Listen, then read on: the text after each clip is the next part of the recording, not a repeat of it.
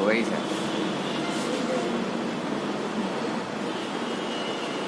Topic चलना है mathematical analysis of projectile motion, ठीक है, प्रक्षेप पे चलना है, ठीक, आप समझना प्रक्षेप का मीनिंग क्या हो जाएगा। आप आई नहीं रहे।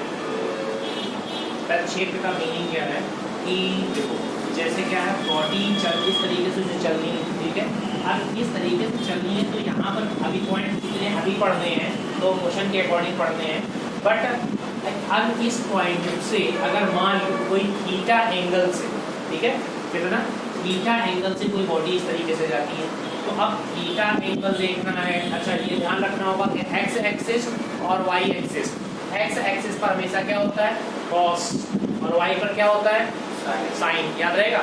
u इक्वल टू आपको पता ही होता है इनिशियल वेलोसिटी होती है, ठीक। अब यहाँ पर बोला गया पहले फिगर देखो, फिगर में अकॉर्डिंग थीटा एंगल से ऐसा गया हुआ है और फिर ये देखो मैक्सिमम हाइट यहाँ पर पहुँच जाएगा, ये मैक्सिमम हाइट कहलाएगी, इसके ऊपर तो जा नहीं सकता।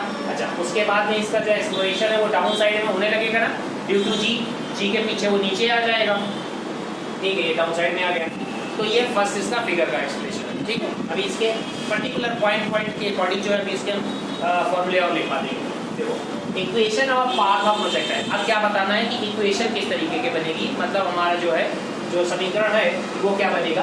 अब मैंने मान लिया क्या, suppose at any point P1 the object reaches at point P, ठीक है। अब अगर पॉइंट यहाँ पर क्या है, यहाँ पर जाते हुए इस पॉइंट पर पहुँचता है, पॉइंट P पर पहुँचता है, clear. Object reaches at point P और पॉइंट उसको बोल दिया गया क्या x, y, चाहे यहाँ पर लिख लो, यहाँ पर मैंने यहाँ पर लिख दिया हुआ है, ये पॉइंट है यहीं पर, ठीक है। सो बोला गया कि x और y की वैल्यू, अच्छा x और y की वैल्यू समझते हो ना, x का मतलब क्या होता है, ये x पर चलेगा जितना और जितना y पर चलेगा, so we can write x, y ना, तो x का मतलब हो जाएगा जो जितना x पर चलेगा वो x को डिनोट करेगा और जितना y पर चलेगा वो y को डिनोट करेगा। तो मैंने बोला कि एक पॉइंट आता है P जहाँ पर x और y नाम के दो आपके बिंदु आते हैं। अब उन बिंदुओं के हिसाब से हम क्या x इक्वल टू हॉरिजॉन्टल, कैसा क्षैतिज होगा, horizontal distance travelled bye an object time t, ठीक है।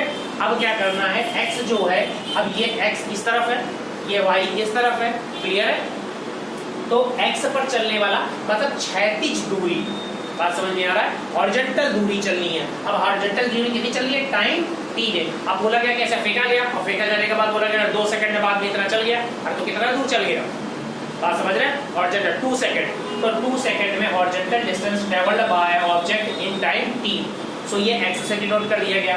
y equal to vertical distance, अब फेंका तो गया है पर y पर कितना किया है, y एक्सिस पर कितना कंप्लीट किया है, सो कोऑर्डिनेट आ जाएंगे यहाँ पर x, y।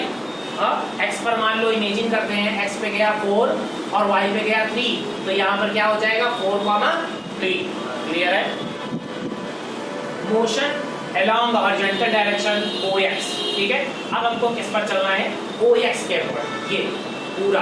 अब वो तो फिर OX कहीं ना कहीं बात कर लिया जाए कि ये रेंज है कितनी दूर गिरेगा जाकर, बात समझ लो, अगर इतने थीटा एंगल से फेंका जाए तो ये कितनी दूर गिरेगा जाकर, तो ये OX, यही तो बात हो गई, डिस्टेंस फ्रॉम इनिशियल पॉइंट, हाँ टोटल बोल सकते हैं ना, initial point two final point, जो डिस्टेंस होगी वो हमारी OX होगी, ठीक है। The velocity of an object is horizontal direction, its is OX, horizontal direction पे उसकी वेलोसिटी क्या हो जाएगी, कितनी दूरी हो जाएगी, OX is constant, so the acceleration AX is horizontal direction is 0। अब इमेजिन करो जैसे यहाँ से ऐसे जाएगा तो ये एक्सेलरेशन, इसकी वेलोसिटी जो होगी स्लोली डाउन होती चली जाएगी होगी, और वेलोसिटी डाउन होते होते क्या होगा, ये फॉल डाउन, अच्छा फॉल डाउन हुआ है, इसका मीनिंग है फॉल डाउन ड्यू टू जी हुआ है, मतलब गुरुत्वाकर्षण के कारण हुआ है। अगर ग्रेविटी ना लग रहा होता यहाँ पर तो क्या हुआ, फॉल डाउन होता, बेटा समझ में आ रहा है, फॉल डाउन होता नहीं होता ना, तब कंटिन्यूसली मैंने क्या, जैसे ये बोला गया कि ऐसे निकल गया तो फिर वो ऐसे निकल जाता ना, और अदरवाइज ये कैसे बन रहा है, प्रक्षेप बन रहा है, पाथ, तो ये परवलय जो इस तरीके से बन रहा है, क्यों बन रहा है, क्योंकि वो जो क्या है ग्रेविटी इसको नीचे खींच रहा है।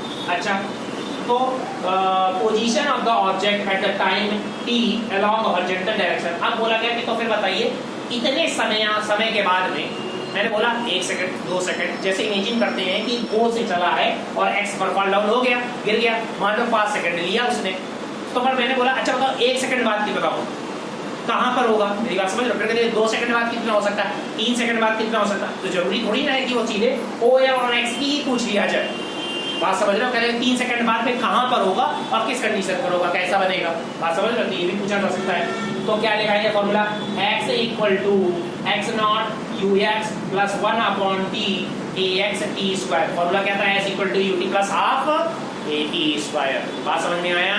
वही वाला मोशन वाला फॉर्मूला, ठीक, वैल्यू पुट करोगे और x नॉट क्या यहाँ पर हो जाएगा 0।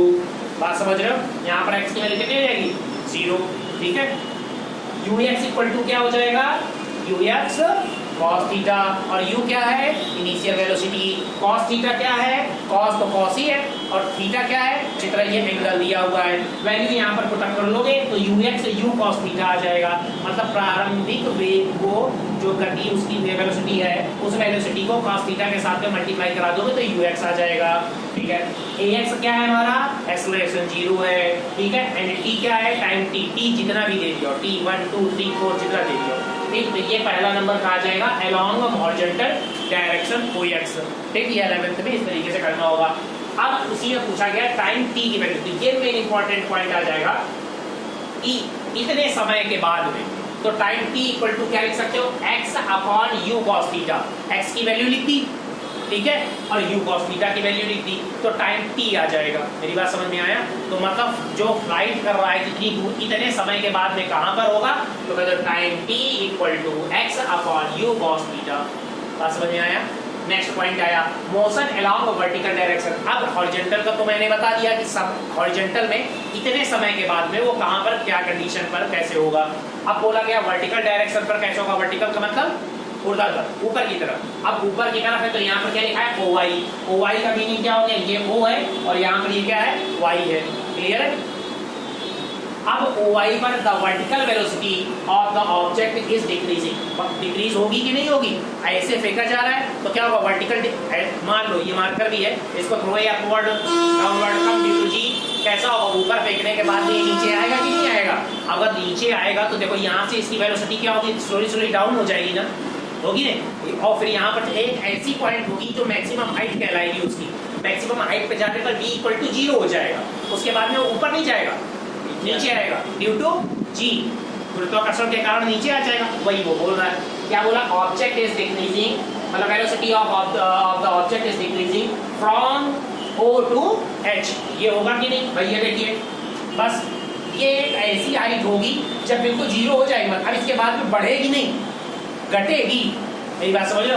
H पॉइंट तक आते आते उसकी वेलोसिटी बिल्कुल ना हो जाएगी, सेल्फ की खुद खत्म हो जाएगी और उसके बाद में वो क्या आ रही है, उसके बाद में घटना स्टार्ट हो जाएगी। तो घटने पर क्या होगा, वो तो जी के पीछे जो होगा स्लोली और डाउन हो जाएगी ऐसे तरीके से। तो O से H due to gravity, so acceleration AY, acceleration क्या, एक्सेलरेशन को A से लिखते हो, त्वरण को किससे लिखा जाता है A से, और A जब Y एक्सिस पर चल रहा होगा तो क्या लिखा जाएगा AY। बात समझ गए, इज जी मतलब gravity. Position of the object at any point time t along the vertical. अब बताओ, अब ये क्या पूछ रहा है, अभी इस वाले क्वेश्चन में पूछा गया था कि आप x एक्सिस पर पोजीशन बताओ, अब पूछ रहा है y एक्सिस पर पोजीशन बताओ। बात समझ रहे, पहले ऐसे पूछा है अब ऐसे पूछ रहा है कि अब ऊपर कितना जाएगा, तो क्या फार्मूला लगा, अब सेम वही है, y equal to y naught u yt plus 1 upon 2 ayt square, clear. वही पुराना फॉर्मूला जी, यहाँ पर बस x लिखा था और यहाँ पर y लिखा था, तो y0 क्या हो जाएगा 0, क्लियर।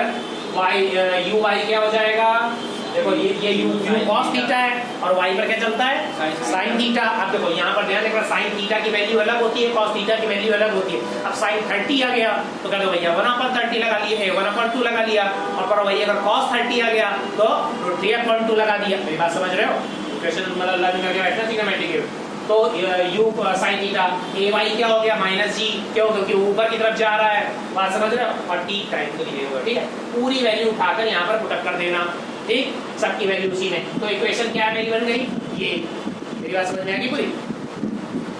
तो इस इक्वेशन के अकॉर्डिंग हमारा बन गया इक्वेशन नंबर 2।